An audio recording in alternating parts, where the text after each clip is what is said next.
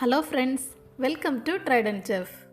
இந்த வீடியோவில் நாம் நல்ல டேஸ்டியாக ரொம்ப சிம்பிளான பனானா ஸ்நாக் எப்படி செய்கிறதுன்னு பார்க்கலாம் வாங்க. இது செய்கிறதுக்கு நான் 4 நேந்திரம்பழம் எடுத்து வச்சுருக்கிறேன். நல்ல பழுத்த பழமாக எடுத்துக்கோங்க, அப்போ தான் இந்த ஸ்நாக்ஸோட டேஸ்ட் ரொம்ப நல்லாயிருக்கும். அடுத்து நம்ம இதை நல்ல சின்ன சின்ன பீஸாக கட் பண்ணி எடுத்துடலாம். பாருங்கள், எல்லாத்தையுமே நல்ல சின்ன பீஸாக கட் பண்ணி எடுத்து வச்சுருக்கிறேன். இது இருக்கட்டும். அடுத்து ஸ்டவ்வில் பேன் வச்சு அதில் 1 கப் சர்க்கரை எடுத்துக்கிறேன். சர்க்கரைக்கு பதிலாக நீங்கள் வெல்லம் கூட இதில் யூஸ் பண்ணலாம். 1 கப் அளவு சர்க்கரை சேர்த்துருக்கிறதுனால இதில் கொஞ்சம் இனிப்பு அதிகமாக இருக்கும். உங்களுக்கு இனிப்பு கொஞ்சம் குறைவாக வேணும் அப்படின்னா 3/4 கப் அளவு சர்க்கரை கரெக்டாக இருக்கும். இது கூடவே 1 கப் அளவு துருவிய தேங்காய் சேர்க்குறேன்.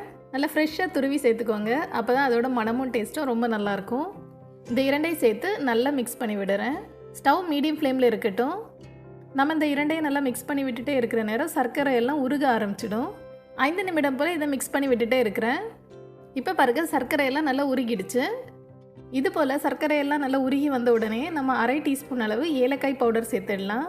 ஏலக்காய் பவுடர் சேர்க்குறதுனால இதோட மனம் ரொம்ப நல்லாயிருக்கும். இதில் நல்லா மிக்ஸ் பண்ணி விடுறேன்.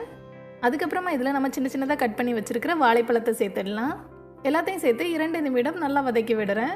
ஸ்டவ் மீடியம் ஃப்ளேமில் இருக்கட்டும். நம்ம 2 நிமிடம் இதை வதக்கி விட்டுட்டே இருக்கிற நேரம் வாழைப்பழம் எல்லாம் நல்லா குழைவாக வெந்து வந்துடும். நல்ல பழுத்த வாழைப்பழமாக சேர்த்துருக்கிறதுனால இதோட டேஸ்ட்டும் ரொம்ப நல்லாயிருக்கும். பாருங்கள், இதே போல் வந்த உடனே நம்ம இதில் 1/2 கப் அவல் சேர்த்துடலாம். கூடவே 6 முந்திரி பருப்பு நெய்யில் வறுத்து சின்னதாக கட் பண்ணி எடுத்து வச்சுருக்கிறேன். அதையும் இதில் சேர்த்துடலாம். மறுபடியும் இது எல்லாத்தையுமே நல்லா மிக்ஸ் பண்ணி விட்டுடலாம். முந்திரி பருப்புக்கு பதிலாக நிலக்கடலை சேர்த்தாலும் இதோட டேஸ்ட் நல்லாயிருக்கும். எல்லாத்தையும் சேர்த்து 1 நிமிடம் போல் நல்லா மிக்ஸ் பண்ணி விடுறேன். அப்போ இது கொஞ்சம் கெட்டி ஆகிடும்.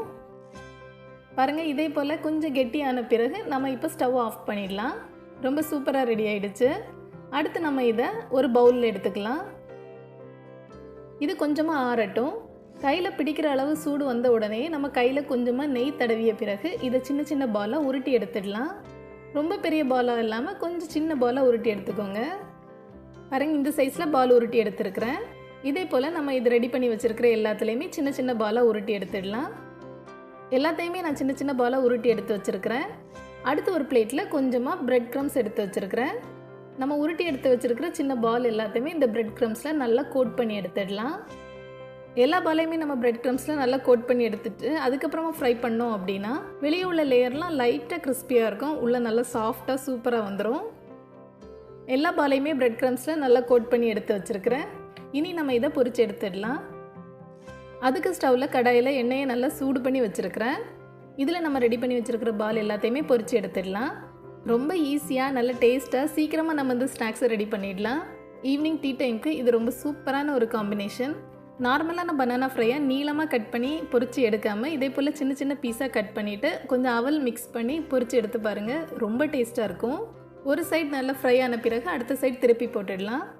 இது ஃபஸ்ட் டைம் நம்ம கொஞ்சம் வேக வச்சதுனால ரொம்ப எல்லாம் ஃப்ரை ஆகணும்னு தேவையில்லை. லைட்டான கோல்டன் கலர் வந்த உடனே நம்ம இதை எடுத்துடலாம். எண்ணெயில் ஃப்ரை பண்ணி எடுக்க நேரம் ஸ்டவ் கொஞ்சம் ஹை ஃப்ளேமில் இருக்கட்டும். லோ ஃப்ளேமில் வச்சிங்க அப்படின்னா இது நல்லா எண்ணெய் உறிஞ்சிடும், சாப்பிட்றதுக்கு நல்லா இருக்காது. அதனால ஹை ஃப்ளேமில் வச்சுட்டு கொஞ்சம் சீக்கிரமாக ஃப்ரை பண்ணி எடுத்துடுங்க. பாருங்கள், ரொம்ப சூப்பராக ரெடி ஆகிடுச்சு. ரொம்ப நல்லா வந்திருக்குது. இதே போல் நம்ம ரெடி பண்ணி வச்சுருக்கிற எல்லா பாலையுமே எண்ணெயில் போட்டு பொரிச்சு எடுத்துடலாம். டீ டைமுக்கு இது ரொம்ப சூப்பரான ஒரு ஸ்நாக்ஸ். சீக்கிரமாக செஞ்சிடலாம். இந்த பால்ஸ் எல்லாமே ஃப்ரை பண்ண பிறகு மேலே கொஞ்சமாக பிரெட் க்ரம்ஸ் கோட் பண்ணி எடுத்துட்டோம் அப்படின்னா இன்னொரு டேஸ்ட் ரொம்ப நல்லாயிருக்கும். நான் எல்லா பால்லையுமே பிரெட் க்ரம்ஸ் கோட் பண்ணி எடுத்து வச்சுருக்கிறேன். பிரெட் க்ரம்ஸ்க்கு பதிலாக டெசிகேட்டட் கோகோனட்லேயே நம்ம இதை கோட் பண்ணி எடுக்கலாம். அதோட டேஸ்ட்டும் நல்லாயிருக்கும். அவ்வளோதான், ரொம்ப டேஸ்டியாக ரொம்ப சிம்பிளான பனானா ஸ்நாக் ரெடி ஆகிடுச்சு. கண்டிப்பாக நீங்களும் இதை ட்ரை பண்ணி பாருங்கள். மீண்டும் ஒரு சுவையான ரெசிபியோடு விரைவில் சந்திப்போம். தேங்க்ஸ் ஃபார் வாட்சிங்.